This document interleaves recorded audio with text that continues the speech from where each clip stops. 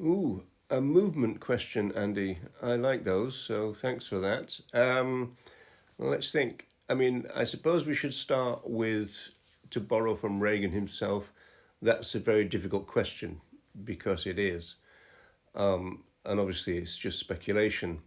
So I suppose one thing that would have to happen is that Reagan would have been encouraged to simplify the case. So, I mean, we've got the case here. It's all going to be written backwards, isn't it, on the screen? And it's pretty dense, philosophical book, 400 pages. But there are things like this. So these kind of things would have been produced. This is a booklet, and then we would have had leaflets based on it. This is a more simplified version of the case, in a way, and he's done that a few times. And then there's a very simplified thing, which is empty cages, I suppose. But this is kind of, by this time, the animal movement had kind of, kicked Reagan in the bollocks enough for him to have given up, really. And so, there's quite a bit of kind of things that you could borderline kind of welfare in there. But say, well, let's look at the situation, because obviously groups thought that Singer was easy to sell or to explain, because it was kind of, a version of animal welfare. And we know that in the movement, people are happier to make welfare claims than claims about rights violations. I mean, a lot of people have tried it. Joey Carpstrong tried it, but he's obviously finds it easier to make welfare claims, so he's gone back to the cruelty kind of language.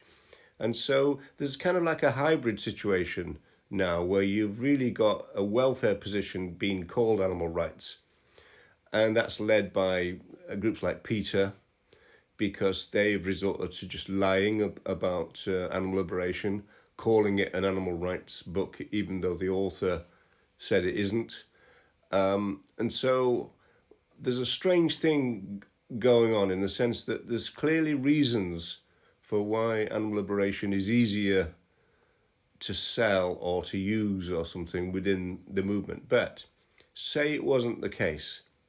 Yeah, another reason, of course, is that animal liberation came out, about 8 years earlier than the case. So it kind of got in there first, as it were.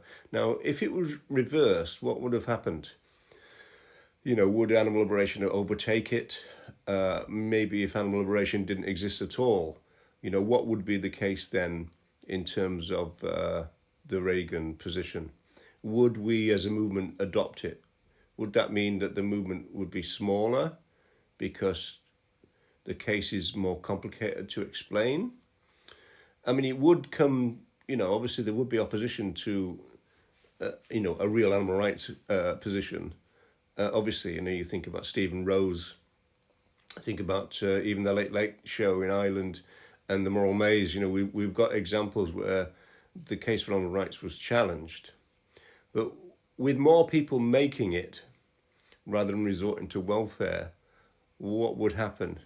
It is an interesting one. If people were giving out rights-based leaflets rather than cruelty-based leaflets, we can only speculate. I don't see why it couldn't have developed in a similar way that we've developed now. I think what would have happened, actually, is that the grassroots would have developed differently, and maybe the corporate welfare movement as it exists now wouldn't have the kind of space to develop the way it has.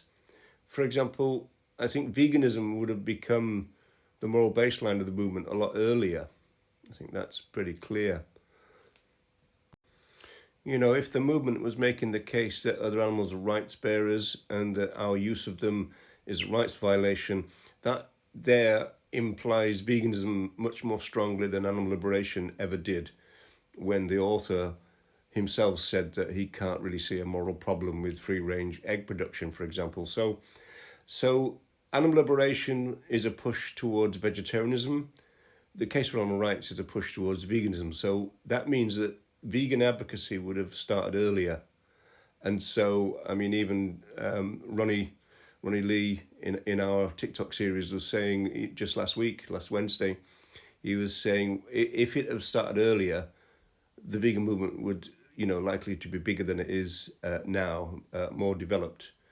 And also the spokespersons would be talking about that more consistently. And so that would presumably be a good thing as well. I mean, we've had a consistent message of welfareism for years, right? Whereas what we're really talking about is that this would have meant we'd have a consistent rights-based message being put out for years instead. And so we can speculate that should, in theory, be better. Some people might say that the more difficult position of the case would mean that the movement was smaller. I don't know. I mean, like, obviously, this is just speculation. You can't really tell.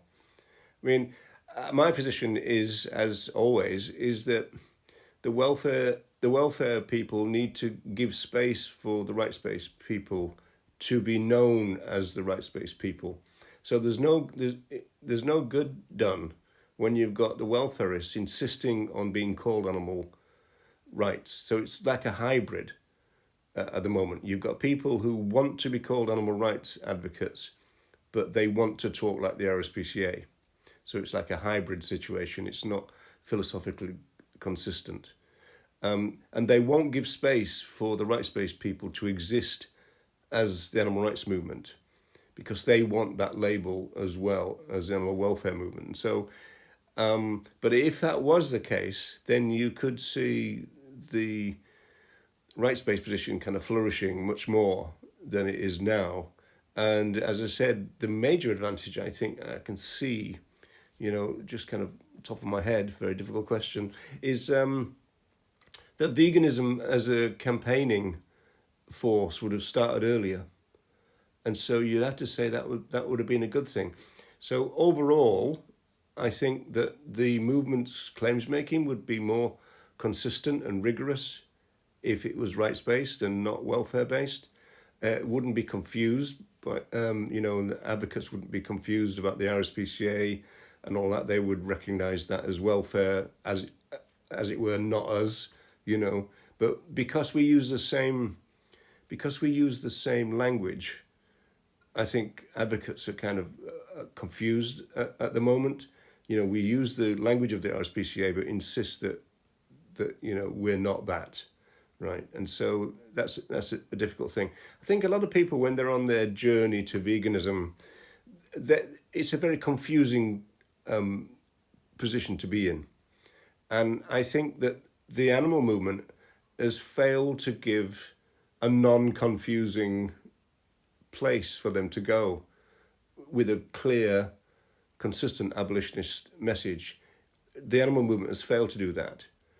And so if it had been the way that you're saying here, it would have done that. And so therefore, the vegan curious would have somewhere consistent to have gone, somewhere where the message was clear and it wasn't clouded by welfareism and cruelty claims and, you're an abuser and all the kind of welfare language which has seeped into the animal rights movement, so-called. So I would say it'd be a good thing, and particularly because veganism would have, as it were, taken off as a campaigning thing earlier.